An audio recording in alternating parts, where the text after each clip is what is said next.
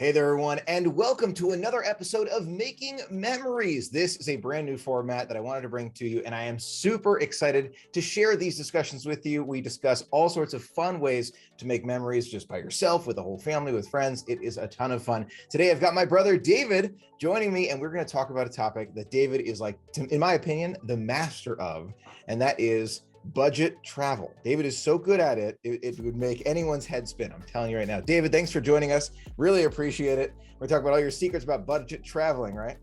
Yeah, sounds good. Thanks for having me. Glad to be a part of it. And I don't know, if you say expert, I'll take it. But definitely always opportunities to continue to learn and grow in the space and find a good balance between that budget travel and also ensuring that we're maximizing those activities and that enjoyment. But I'll take it. Down with that. But the fact that you're able to enjoy these things, even though you're budgeting, I think is something we're all going to want to take from you and learn from you here. There you go. Yeah. All right. So thinking about Disney first, one of the ways that I like to budget at Disney, staying off property, staying at value resorts. Nowadays, though, it feels like those value resorts are getting a lot more expensive. You know, they're really getting up there. Staying off property, I think, can be a big help there. And some of the hotels off property I know are good. But David, you've tried other tactics, maybe not at Disney, but in other areas that have worked well for you for budgeting when you're visiting somewhere and want to stay for a while. Give us your thoughts, insights, tips. I want to hear all about it. How do we do this and save some money? Sounds good. Yeah. And I think there's a variety of options. It really depends on your comfort zones, but I can really appreciate where you're coming from when it comes to those value resorts and how value seems to have lost a little bit of its value on those value resorts. I feel like there's a variety of options, and one tactic that I like to turn to, as opposed to whether it's Disney resorts or hotels in general, sometimes you can find a more affordable option. Of course, there are travel deals that you can look at through different discount websites, and we can dive into that as well. But the first thing that comes to mind for me is booking direct individuals properties. And there's a variety of different ways to book direct individual properties. I'll use an example. There's Airbnb, there's Vrbo, a variety of different websites that allow you to book an individual's home or a room in an individual's home or a larger scale stay, which you may find much more affordable than booking through a larger scale company, as opposed to booking at like a Higdon or something. You're just booking from your Uncle Jeff or, you know, some guy who happens to own, you know, Billy down the street owns this really nice house, which you can stay in for a lot more affordable price than you might be able to stay at some of those Disney resorts. Now, I've never done it before. You know that. I've never stayed at Airbnb. I haven't. It's okay. That's all right. Funny. So for me, there's immediate thought of like, okay, whose house am I going into? Like, who's that guy? Like, who's that Uncle Billy that you're talking about? Like, I don't know him. You know what I mean? That to me, that's almost like a mini freak out moment. Like, what are the tips you use to be like, all right, this is going to be a safe, a fun, and enjoyable experience for me and my family? Right. Well, I think that's really, really good point. And it's funny, you know, you mentioned not having had that experience. And I was just looking through some of my previous trips at some of these vacation rentals at people's homes and just, you know, reminiscing at all the many different places that I've stayed throughout the country in people's individual residences. And it really is. It's a learning experience. I've had a lot of great experiences, maybe a couple of challenging experiences, which I can take and learn from. And so I now have a stock list of questions that I'll ask whenever I go to stay at a place, as well as I'll look at a variety of different reviews and criteria for these different hosts. So for example, let's say you're using a common platform, Airbnb. A lot of the time I'll look for super hosts or individuals who have a certain number of good reviews, 4 or 5-star reviews. They have a sufficient quantity of reviews, so not just like 2 reviews, but maybe more like 20 or 200 or 2,000. And you'll also find that they have other attributes that tie into, at least with Airbnb specifically, a superhost is a certain amount of responsive and otherwise. Now, I don't book a place on Airbnb until I've asked initial questions to the owner. So this is a big thing for me. Maybe not everybody does this. You can insta-book so many places, but whether or not I actually have questions that I want to ask the person, I'll always send them a message to get a response, something that elicits a response to allow me to feel more comfortable with that individual. It's how thoroughly are they responding? How well are they understanding the question that I'm asking? If I ask a follow-up question, are they taking the time to really dive into my question or understand my issue? Are they following up with a, hope this resolves your question, or thanks for taking the time to reach out, excited to have you look at my property? Or is it just like a no? And you know, maybe you take that just no and you're like, is this really the person that I want to book from? A lot of the time you'll find those super hosts or those people with a lot of good 5-star reviews will give you really thorough response. But by taking the time to write out that dedicated message and get a dedicated response, maybe even ask a follow-up, allows me to better understand that person, their way of communicating, where they're coming from. And that's just one technique that I use to make sure. And there's also, again, the checklist of items that I go through to make sure that I'm comfortable with that particular place. It's so smart. I mean, I'm thinking about the review process and the reaching out to someone and actually getting the verbal response and not just looking for a computer to say, yes, this has 5 bedrooms in this spot. I'm also thinking about like when you get houses by themselves, this is just a novice question. Can you get these from the whole house on Airbnb, or is it like you have to go through a separate Verbo, something like that? How's that work? Oh, 100%. Depending upon the platform you're using, again, if we're taking the Airbnb example here, you've got Airbnb that lists whole homes. You've got individual rooms. I think some people even book like motel style, or what do you call hostel style accommodations where they share a bedroom. So really, I think you can find the range of what you're looking for. I've seen camping gear before. I was looking in Hawaii. I saw camping gear on some of these websites. And you've got all the way out to whole condos, whole homes, especially in some of these parts of the country that you can find some beautiful, luxurious vacation homes. I'm thinking about, I was planning for a while a trip to Tennessee, and there was a whole beautiful home with, I think it had a whole pool that had like a lap going around it. And I was like, well, this might be out of my budget, but still really cool to see that that's an option. If you have a party of maybe 10, 20, or you're just balling on a budget and want your own place, you might consider that option. So that's definitely a range of bookings. I like that. No, that's a good idea. I hadn't thought about it like that. But I think that for a lot, it's going to be like, okay, I want the whole house. Like there's nobody else in the house. Like we're totally secure here. And I think there's a piece of it that's in there. Now, thinking about that Hawaii trip, I love, by the way, all your trip logs and seeing all these places. And when you get there, it's usually like a good place to like sit down and edit video. Like you got a desk, you got a little coffee machine sometimes, you got a fridge sometimes. Is that common, or is that something that you look for actively in your Airbnb or wherever you're looking for? Like, is this something you look for in the description to make sure that they have these individual things? Right. It's a great question. And you've taken me right back to that list of requirements that I look for in an Airbnb. When I am looking for an Airbnb or a Verbo or some sort of travel rental or some vacation rental from an individual, a lot of the times what I'll do is I'll put that list of requirements on there. There's on Airbnb specifically, you have dedicated workspace as one of the tags you can select. You can have Wi-Fi as one of the tags I select. Free parking is a tag I sometimes often select if I'm looking for bringing a car to that particular place. So dedicated workspace, private bathroom is a tag you can check. Again, for me, a lot of times I'm going on a much smaller budget. So I'm booking places which may end up sharing a bathroom or that sort of thing. So I'll make sure I have my own bedroom. And sometimes I'm open to sharing a bathroom. Sometimes I'm like, oh, well, let me see what it costs if I get my own private bathroom. So there's a lot of different tags you can check. Heater and cooling. You might be surprised, actually, there's a lot of different cities and states in the US where if you go a certain amount north, a certain amount south, they might not have the opposite that you're thinking of. Like if you go, Texas, you might not find heaters, I feel like, in some of the homes because it doesn't necessarily get always that cold, but sometimes it does. So you may say, oh, well, I want to go to Texas, but I also want a heater because I'm going wintertime and it might get chilly, or vice versa. You go up to the Bay Area. I think I came across a few places that didn't have heaters. So how cold was it getting? Yeah, I think actually the Bay. Yeah, there were some places that didn't have AC or cooling, which is oh my god. So, I mean, this is the Bay though. I think this was more like places I was living long-term rentals. San Francisco Bay. San Francisco Bay. That's right. That's right. So we're talking about even long-term accommodations. I was looking at like I'm going to rent this apartment for a year or for a few months, and those places didn't have AC or cooling. A lot of the times I knew to then build that into my Airbnb because I knew that city from spending some time there. But it can get surprisingly chilly for places that don't have heaters. I'll tell you now. These are the kind of things I would have never thought of. Like make sure it has AC and heat. Like I would just assume that every place does, but no, you have to actually look for that.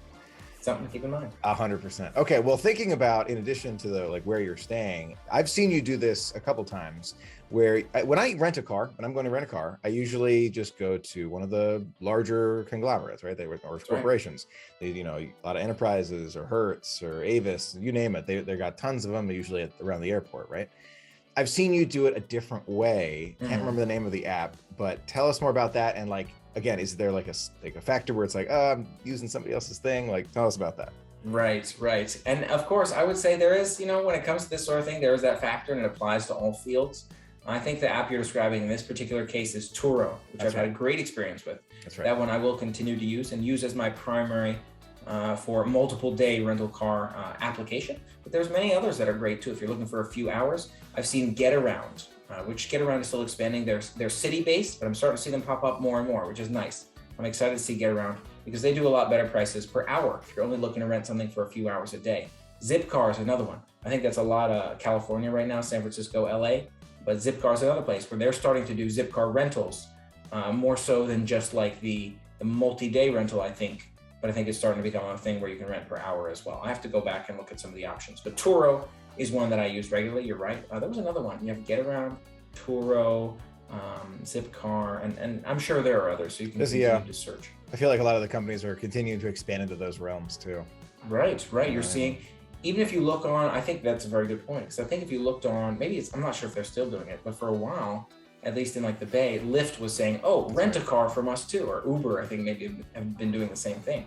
So a lot of options there in terms of that flexibility. But Turo is great. It's an app I like to use for renting cars from individuals. A lot of the times there is a huge cost with going to a Enterprise or an Avis or whoever you're thinking of and renting a car from them. And sometimes there's challenges with that too. There's a lot of fees they tack on and unexpected fees they charge you for that they shouldn't be charging you for, and sometimes you don't even get your money back. I've had that experience with real rental agencies before.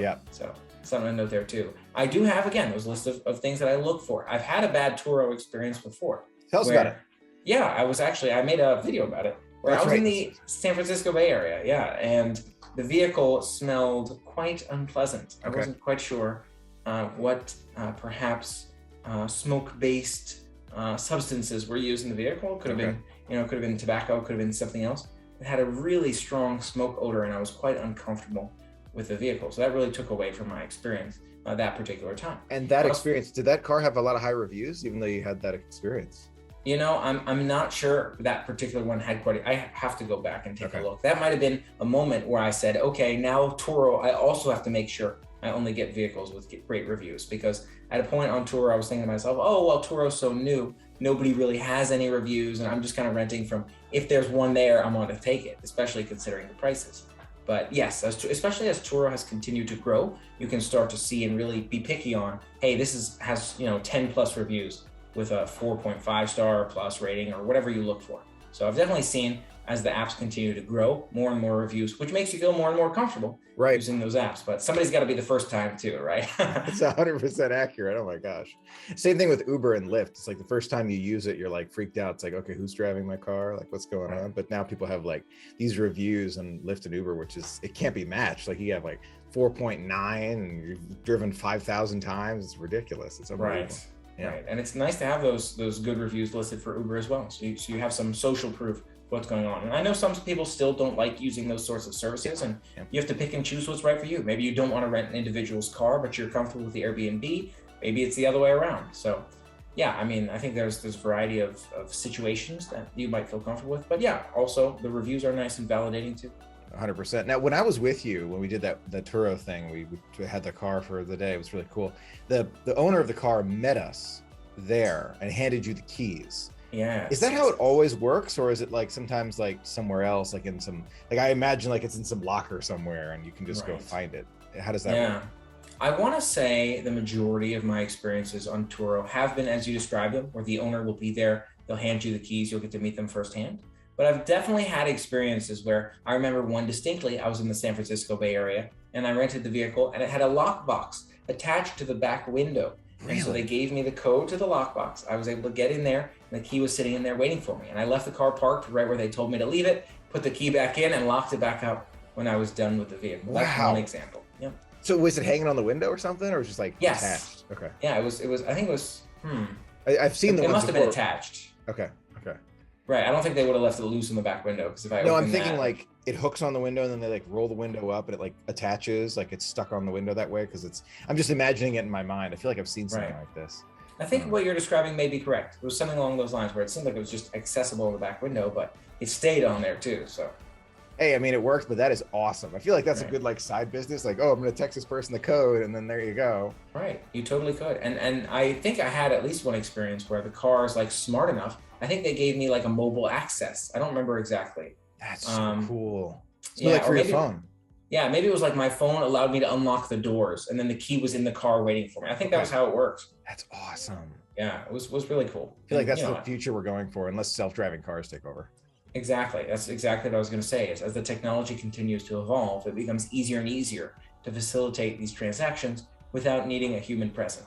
Yeah. Well, that's the scary part. That's the part where I know we got to get used to that. Like beta tests have to go on. We've seen it really. I mean, Tesla does an amazing job with this thing. I have a lot of friends with Teslas. We've seen video of them. They do an amazing job. I mean, I'm excited for self-driving cars. I feel like there's a lot more to go.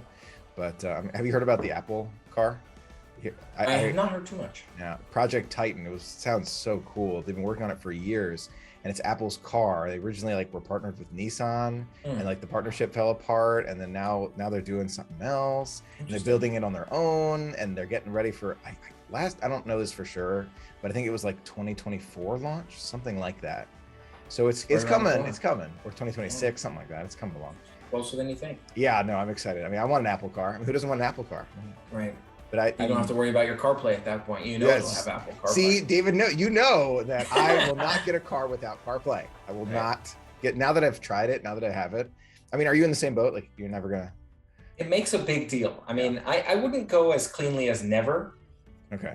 But yeah, thinking about it and weighing out the value, it definitely has a high value for me in terms of the CarPlay. I had the Toyota, I've been in Toyotas, I've rented Toyotas, and it's not bad, to have that audio pipe through, but you have to figure out, are you holding up your phone, you're propping it up somewhere. A lot of the times I just put it on the dash where I'd be looking at the speed that I'm going, which can be challenging at times. Right. CarPlay is worth a lot. So, I love my Toyotas too, but that is a restricting factor they don't have down right now. My understanding, Toyota just changed over to have our CarPlay. I think past year.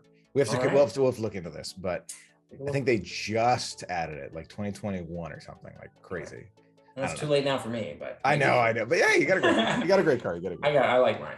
All right, so getting back to budgeting on a trip, you are super good at doing activities and stuff that are on a budget. And I'm thinking about Disney. One of the things that I love to do at Disney that are super budget is go to the resorts, go to Disney Springs, go and visit. It doesn't cost you a dime to do these things except for any parking you got to do, and then you're off on your way and you're experiencing the magic, and you didn't pay for the extras.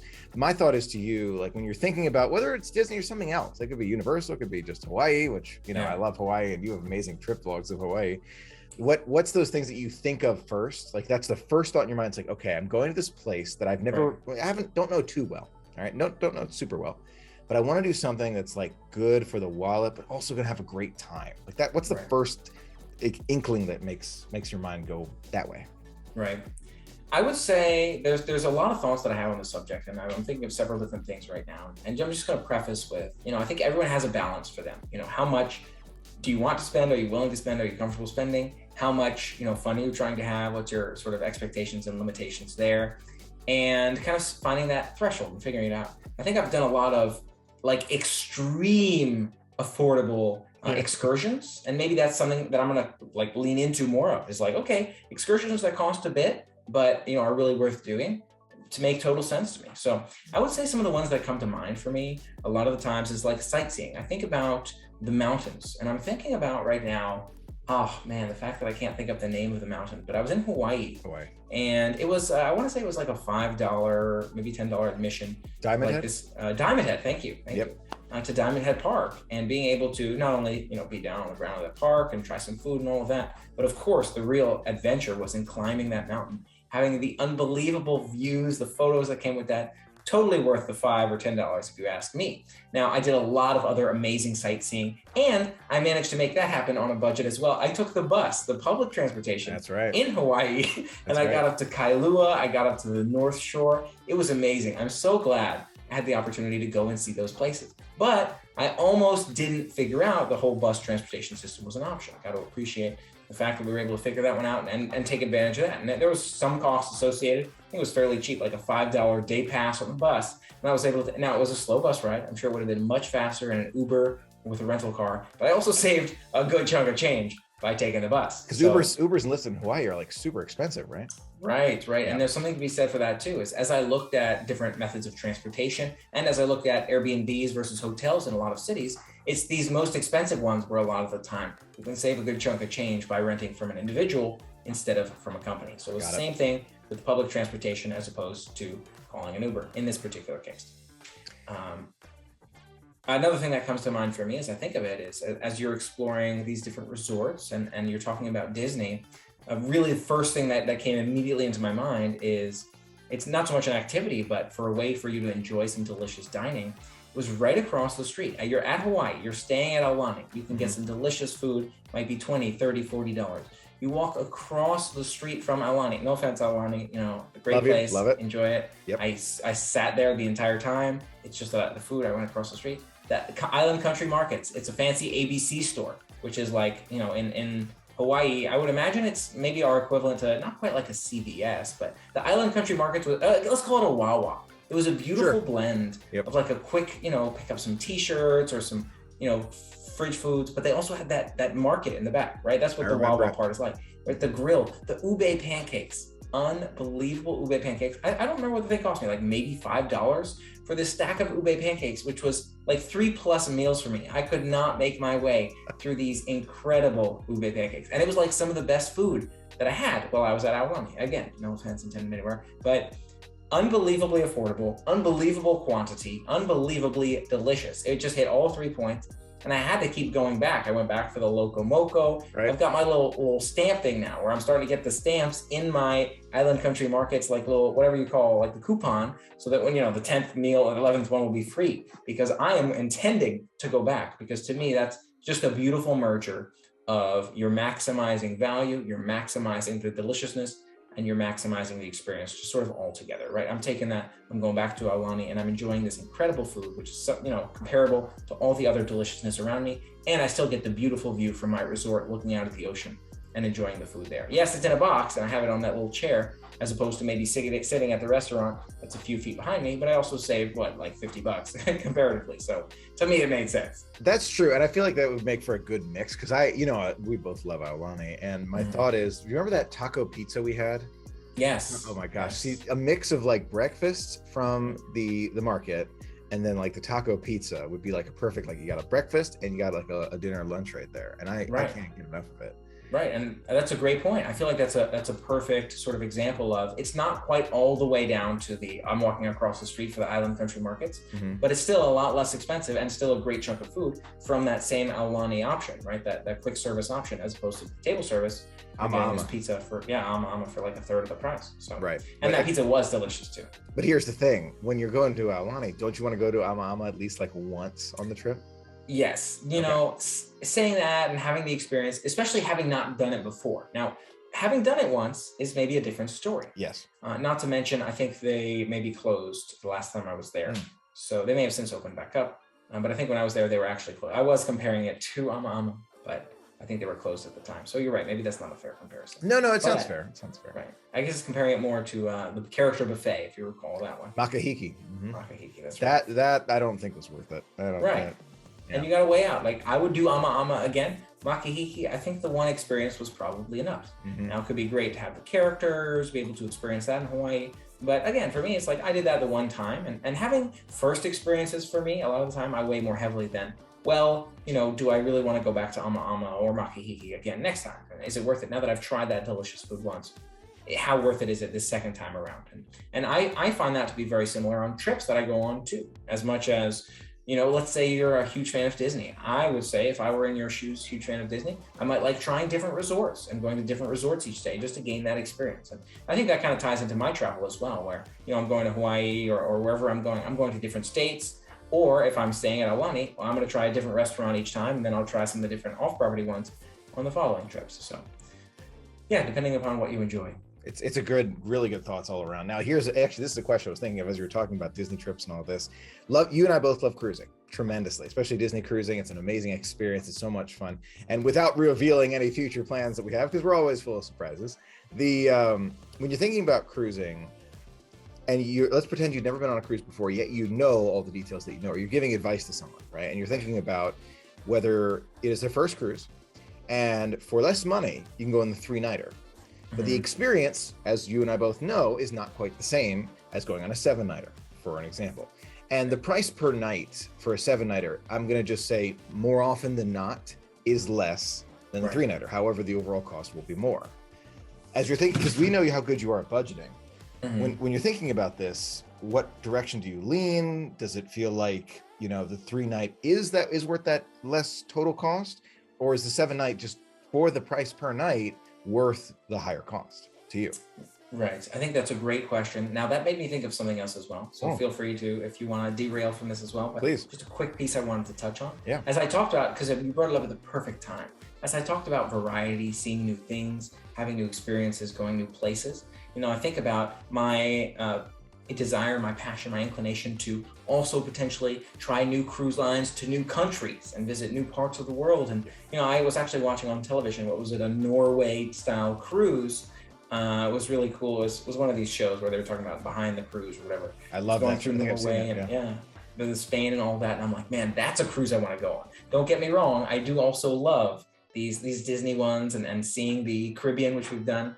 But I'm excited to try some variety ones as well. So one thing I would maybe put out there as a challenge is, if you're watching us and you're listening to our thoughts here, I'd love to hear your thoughts. Do you want to see us do a new variety style country, go somewhere new on a new cruise line, or would you prefer to see another amazing, fantastic Disney cruise? But back to the original point. There's a couple of things on that. And again, for me, experiencing a cruise and having gone to certain locations does have a weight. So if you said it to me, well, you know, I've been on a 7-day cruise to those same islands, but I haven't done a 3-day cruise, which maybe has a theme or it's one different island, I may be inclined to that one because I'm someone who likes variety. But to that original point, I do weight that. And I do think that it really depends on sort of your passions and your desires. And if you're someone who wants to take a longer vacation and you'd maybe stick to 2-3-day cruises together, or you do 3 days at sea, 3 days on land, but you'd really love to do that 7-nighter, I feel like for the amount that you're saving per night, I'd be inclined to that 7-nighter. And knowing that cruising is something that I find a lot of fun, I'd probably be leaning in that direction. But again, there is also that question of, what is the itinerary? What is the theme of that particular cruise? Now, I can also think of another example where 3-nighter may be a direction I'd lean in. I'm thinking of a particular friend I know, and he and his wife were debating about going on a cruise. They're like, oh, well, do we want to do it? It seems scary. It was a big thing. I think it was kind of scary to be on the water like that. This was pre-closures. Right. Just in a regular world. Yep. And the thought that I had on that, I'm like, oh, you should probably try a 3-nighter in that case. Because if you're not sure if you'll love being on the water, then I'd say it's probably the wisest to have the shortest possible cruise, so that you know that at least if you aren't loving it, you won't be on it for all that much time. And then as you grow into loving cruises, you can take those longer and longer length trips.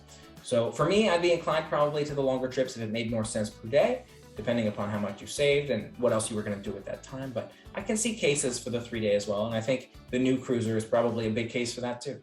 Yeah, I mean, that's the advice I usually give too. I mean, right on board. I highly recommend, especially if you're brand new to it and you are afraid of being on the open water, which by the way is not an uncommon fear. That is, I everywhere we hear this. It's like, I don't want to be on the open water. You know, I get scenes in my head of Titanic, you know, it's like, I can understand it, I can, but at the same time, it's just so worth it just to try it. I think a lot of people would love it if they were able to just give it a try. Right. And I think that's probably why showers are so common, right? It's because of bathophobia. Funny. That's hilarious. I'm thinking about the other cruises too. And you've been on Ocean View rooms, David, but you and I haven't done the inside room before. You haven't done an inside room. An inside room. You know, you might be right. Because I was envisioning, I remember the cruise that was a little bit turbulent with the engine room. But I think you're right. We had an outside view. So I'm not sure if I feel like I've done inside though. What do you see? Me and Michelle did inside. It was the Marvel Day at Sea cruise. We did that one, and we were inside. And I mean, the reason why I bring it up is because it does save you money to go inside versus veranda or ocean view. Right. And my thought on it is, if it's one of your new cruises, like you're a new cruiser, never been before, get ocean view or veranda. Just go for that. You'll be happy you did. That's my 2 cents. But if I'm thinking about let's pretend it's an itinerary I've always wanted to do. Let's pretend here. I'm going to give this to you too. Oh yeah, money, right? I'm giving it to you too. Let's pretend it's this. Disney does the Alaskan cruises. The Alaskan cruise looks unbelievable. This is kind of an exception though, because you want to be able to see the glaciers and all this as you're going by from your stateroom. Do you go for the veranda in that situation, or do you just go to the top deck, save the money, and stay in an inside stateroom in between? For me anyway, I'm going for a veranda. When I'm going to Alaska, to me, it's worth it because I'm going to keep the blinds open. And when I'm changing or something, or getting ready to go to the pool, or just kind of lounging for a little bit, I can just watch the glaciers go by. That's me. I mean, what do you think on that? Yeah, and I think that's such a great point. And you specify Alaska in that case, right? And for me, I'm generally inclined to say, okay, well, where can we save, and where would that money otherwise be spent, or what else do I need it for? But I think Alaska is a great example that you describe of, if you think you're going to have an incredible view all the way along, you're going to want to be able to step out there and that sort of thing. I can see why you might consider spending that extra money for the veranda. And of course, what's the cost and what makes sense is a factor as well. But yeah, I mean, if I were doing something like that where I'm envisioning, I don't necessarily know because I haven't spent all that time in Alaska, but I'm envisioning that it would have that amazing sights the whole time. Yeah, I would probably lean in the direction you're coming from, but generally I would say, oh, well, where can I save? And I would totally consider an inside stateroom and other cruise lines too, where maybe the prices are lower depending upon your situation. But yes, when it makes sense, you spend to get that enjoyment. And this is where I think, because you and I have done Eastern Caribbean cruises many times. And I love Eastern Caribbean personally, but there's getting, you don't want to do it too many times because it gets a little repetitive. I get that. My thought is, if we were to do it again, having a good time, would we want to go inside stateroom, save that money? Let's just pretend for a 7-nighter, you can save, I'm just going to give a random number, like $1,000. Just that's a random number coming from nowhere. Right. But for 2 people, $1,000 savings. I mean, think about, you can use that towards, if you've done the cruising before, you can use that towards an activity. You can save it. You can go on the food adventure. They have special, Palo is not going to cost $1,000. It's $50 per person, to go to Palo for brunch. And you and I both love Palo for brunch. So I feel like that's probably more worth it, especially if you're a more experienced cruiser. Right. And I'm all about saving that money. And I would say that, for me, there's a huge inclination, especially if you've been on the route. You can use that for, as I was talking about earlier, the experiences. How about I don't know if it's still as good as it was, but the parasailing, or if it's the jet skiing. We used to be able to do that, again, the jet skiing with individual jet skis. I know. They probably still have all kinds of fun, also excursions. If you've been to a place, maybe you haven't tried some excursions and you're so excited to try those. For me, I would totally take that savings and use that towards an experience, which is something I'm really trying to lean into. But it really depends on your priorities. Maybe your priority is really focusing on the relaxation and the comfort, in which case, maybe it makes more sense for you to do that differently and find a room that's nicer, not worry so much about the experiences. 100%. I was thinking about those jet skis. I really wish they'd bring back the single jet skis. I know. That'd be nice. David and I have looked into that several times, and they have the double jet ski only, but not single jet ski. So, but remember how scared I was in the parasailing? Yes. I was terrified. Yeah, it was. I remember it was maybe not your first choice of activity. No, especially when they were telling us about the sharks in the water. They were yeah, and then they dropped the family in there. Oh yeah, that was terrifying. That was excessive. That was. I would love to do a longer trip of parasailing. Like maybe that. Florida Keys. Maybe, and again, it's true. There's many other ways to have these experiences, not on the cruise ships. Just see if you like them too. Yeah. Skydiving, maybe even. Yeah, we'll see about that. It might take a little longer for me to get this going. One of the topics we haven't really talked about is dining. There's a lot of dining experiences that they have at Disney and all over the place where you've traveled to. And you talked about the market at Aulani and how you save money in that way. I'm wondering if you can give us another example of, like, for me anyway, I'm thinking about dining. I'm thinking about at Disney, I would, instead of going to, just trying to give a good example. Maybe a sit down, a good example of a sit down, especially in the area, would be like, Steakhouse 71. Really good food, but it's expensive. It is. Mm-hmm. For me, there's an alternative right upstairs, which is Contempo Cafe and the hot turkey sandwich, which I'm such a huge fan of it.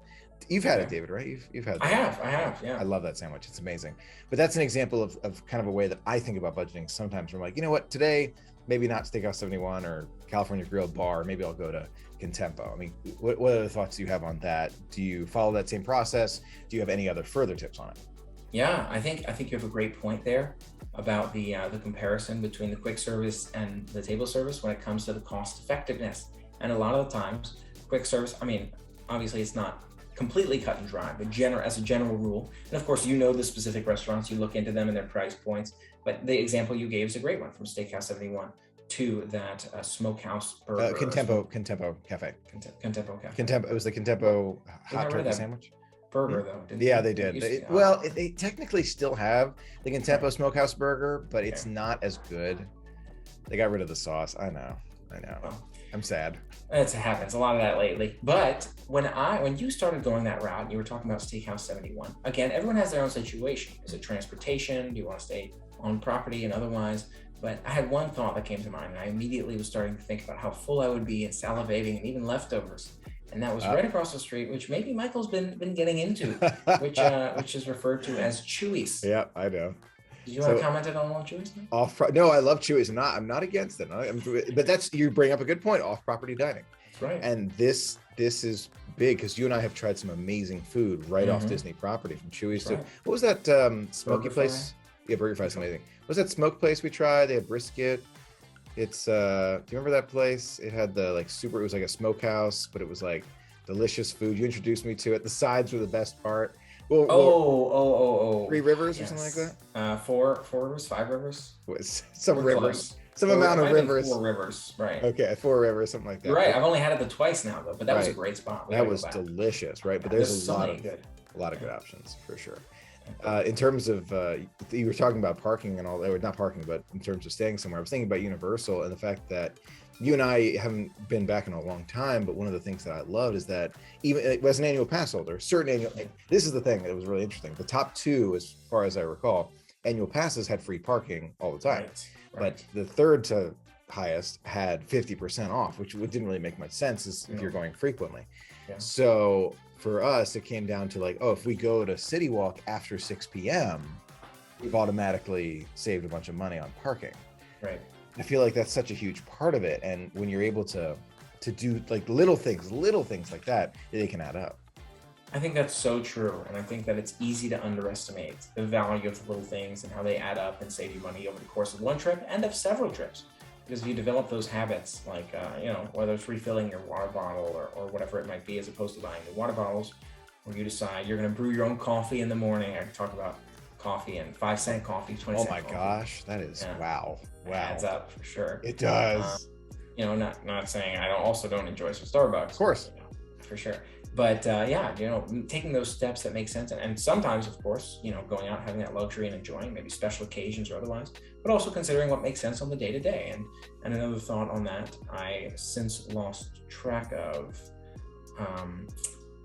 you were talking about, the Universal thing, which was, and another thing that is kind of cost effectiveness and maybe illogical from a park perspective is, I think we often tend to Disney Springs because Universal, you can't go and park there and enjoy a delicious meal and maybe collecting, some money for that meal. There's a lot of restaurants there I'd love to go back to, but I just cannot validate for myself going to pay for parking at a place like that. That's just me. 100%. But that's an example of budgeting here too. It's we're doing Disney Springs because it's free parking, whereas Universal's not letting us park for their. Hey, come on, man. There's excitement with Disney Springs. That's I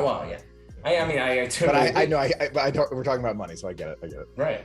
And think about how long it's been since we've had those Universal restaurants. Right. It's been a long time because it's only after 6 p.m. and it's I'm already hungry, so maybe we go to Disney Springs and get been too long. Yeah, it has been. But I love what's that restaurant called at Disney Springs? I'm gonna remember it in a second. They have those sandwiches that are incredible. We have the turkey one. You know what I'm talking about. Earl of Sandwich. Earl of Sandwich. I'm a huge fan. I was just thinking about, I don't know if they still have the what was it? The 3 Pigs and the Wolf type thing? Oh, yes. Oh, goodness. The 3 Little Pigs. Was it 3 Little Pigs? Maybe, with the hot dogs that were really good, the variety of hot dogs. It's still there. I just walked past it the other day. I loved it. Yeah, I didn't, when we had, the only time I had it was when we were together. But they had some special, they had a Cajun one that looked really good. We didn't try. Yeah, those. I'm ready for dinner as we talk about all these delicious things. I'm ready for dinner. See, Disney Springs. Come on now. There you go. It's an option. Or Universal. There you go. Getting back to cruises real fast. I do want to touch back on cruising because I'm a huge fan of it. I've been thinking about it a lot. Is the specialty dining, now that you've experienced it, very simply, is it worth it to you? Short answer, I would have to say is probably not. Okay. I think that experiencing it once was worthwhile. But generally, the food is just so high quality at the regular dining venues. Yes. That it just makes sense to continue to enjoy that. And as much as you may have even more prim and proper, maybe one thing you're enjoying in those specialty dining venues, I'm trying to think of the right term, is maybe the peace and quiet. If people don't have their kids or dress up, perhaps, is something you enjoy. And I think many people really do enjoy that. But for me, I enjoy that experience, trying what's standard part of the menu, really loving seeing those dining halls as well, and being a part of all that fun. I know it can maybe be chaos mayhem when you've got, kids running around, but you also get to see the characters come through and do their dances. You get to see the dining halls change, look at all the beautiful artwork throughout the royal palace or otherwise. So to me, that's probably not what it's called, royal palace. But to me, yes, you got it right. Was it royal palace? Okay, yeah. Great. But to me, I mean, that's those dining venues are worth doing. And even sometimes, occasionally, I enjoy doing them for breakfast because you get to go back and try those special breakfast things. Now, of course, you've got your cabanas and you've got your other quick service options too, whenever you're looking for that snack or breakfast or lunch or whatever. But, those dining venues are really nice. And it's a nice balance of you're saving, you're not spending anything extra. Maybe you are using some extra time, but you're getting some delicious food and a really cool experience in those dining halls. Yeah, no, I'm a huge fan. of this. And you're right, the food is extremely good quality. It's 100% up there. So, but as you said, that first experience, especially brunch at Palo, I think is worth it. And that you do it one time. If you love it, you can go back, of course, and then you can just wait until you're a platinum level and just get it included every time, which I'm very excited about. But we'll get there one time. On the cruise note, if we're feeling like discussing it further, I, of course, haven't had the opportunity to experience other cruise lines either, but I've heard at least, Disney can be one of the more expensive ones, but can also be one of the more luxurious ones. Mm-hmm. So maybe as you go through describing this, I think there's opportunity for if people are trying to cruise more often, maybe try some variety. And we know we love cruising. So if this next cruise line is not as good, that's okay. We can always go back to Disney. Here's a nice affordable one, maybe in between. That's something to think about too with different lines. So a lot of options when it comes to cruising, which dining venues you're going to eat in and which cruise lines you're going to go on and where you're going to go. It's a lot of fun. 100%. Oh, I love them. I do. We both do. Actually, thinking of our first cruise, we went to Disney, then we went on the cruise. Do you think that was the best way to do it? Land and Sea Adventure, right. Do you think that was the best way to do it for our first one? I think for our first one, yes. Okay. The short answer would be, I think for the first one, it made a lot of sense. And there's a couple of reasons for that. One, I think we really enjoyed spending time at those parks and being in the parks. And if the parks don't mean anything to you, then maybe not. But two, it also allowed us to have something we really enjoyed if we didn't love the cruise so much. Oh, this was great, this was all right, but we know we're going to stick with parks. Three, it allowed us to compare them head to head. Okay, directly we know this is how we felt about land, now let's get on the boat. And all around, I thought that was really cool to do land and sea style because again, you can get the whole group together. It's maybe a little bit different if you're local. It's like, oh, land and sea. Like I'm gonna go to the parks, I'm gonna go pass for a couple days, and then I'm gonna head on a boat. That's land and sea. But when you're bringing the whole family together from out of town and otherwise, and being able to group up and experience the park together and then get on the boat together, I thought that made it really, really exciting, really special. So in that particular case, I would say yes. I think land and sea was a great way for us to experience it the first time. Agreed in full. No, I love it. Now, all right, I got another question for you. This one I think is actually one to really think on. When you're thinking about budgeting, do you think it's easier for someone to budget a Walt Disney World vacation or a destination vacation where you go and then you pay for the individual things as you go? Or is it easier for someone to budget an all-inclusive vacation, whether it be a cruise or one of these all-inclusive resorts where the food's provided? There's not as many around, as that we can think of, but let's pretend we take the cruise all-inclusive. Don't pay for any extras. You're just going with the main dining and you're going with the Castaway Key, experiences versus like the almost pay as you go model where yes, you get the tickets to the parks, but then you also have to buy food unless you get the dining plan, but let's pretend you don't get the dining plan. Which do you think is easier for people to budget with? Which is easier for you to budget with? Yeah, I mean, I feel like based on the way you asked the question, easier to budget with. I mean, you would envision on paper, it's kind of standard to say, okay, this is the set amount of money I'm going to pay for the entire trip for a cruise. I mean, or an all-inclusive adventure, whatever that may be. Mm-hmm. Now, with the cruises specifically, though, you have to also consider the fact that the tips aren't necessarily included in that rate, and you may have to budget for that. So I don't know if we can really call that fully holistically all-inclusive and everyth's paid for. So. That's part of the question. That's the part of the thing that I think a lot of people don't think of when they think of cruising is the tips are not included, or at least on most of the ones that, I've been looking at other cruises where they do include them, which is cool. But yeah, no, at Disney, they don't. Right. So if that's a part of the question, then maybe the answer is the other way around. Maybe the park's easier to budget for because you're aware that each piece is going to have its own cost versus assuming, oh, the cruise is all good. And then having this, let's call it large $200 bill at the end saying, oh, here's the tips for all your people. You're like, hold on a second. Right. So that kind of took me by surprise, especially on our first one or when we did the double dip. I was like shocked, like, wait, I'm supposed to pay more? Like I thought this was an all-inclusive thing. You end up with this bill at the end. And it's like, it's, you know, it's just something to be aware of. It's something that is easy to look past and not be thinking about.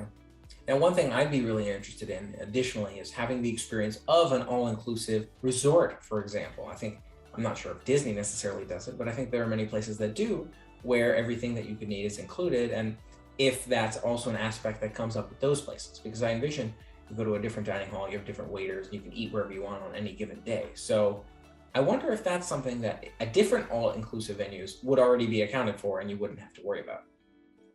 Yeah. And that's one of those things that I think would probably vary from place to place. You know, there's some are going to say have more, some are going to have less. It's going to vary depending on where you're going.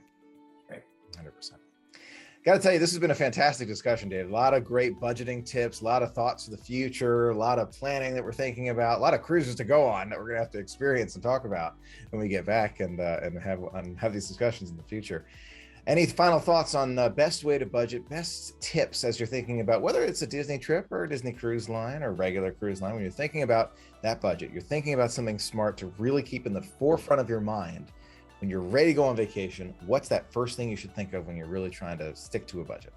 Love that question, and had to put my mug down for this. I'm gonna go really sort of meta on this one, if you will. And that would be, before you're getting ready to go on the vacation, you need to have in your mind the numbers of, okay, this is the amount I have saved up. This is the amount I'm willing to spend on the vacation. I think it's very easy to end up in places. I'm not naming like Disney, for example, specifically, but maybe I am because I just said Disney. And that's, all the merch that comes up along the way. You're like, well, I can get this too, and I can get all these things. And if you tell yourself a set number, you maybe track a set number and do the calculations as you go, and you just lock yourself in that number. Maybe you've got a credit card with a maximum, and you've only paid off this much. So you really force yourself to stay in that number. I mean, I think that's the most strong sort of religious way, if you will, to stay within that budget, within that price. I think it's easy to kind of try to budget as you go, but the most rigorous and intentional way, I think, to be successful on that budget is really doing those numbers in advance, figuring out exactly what your thresholds are. And I can't say I'm the best at that either, or I necessarily do it. We all got to work at it. Right. I love it. Thanks, David. Really, really appreciate it. You can find David's travels on his channel. Fantastic, Dave K. Really, really appreciate it. Means a tremendous amount. Huge shout out to all of our patrons for making memories possible. We're always making memories together and love sharing them with you. Thanks as always for sharing in the magic with us. It means a tremendous amount to be able to share it with you. Until next time, have a magical day, and we'll see you real soon. Bye, everybody.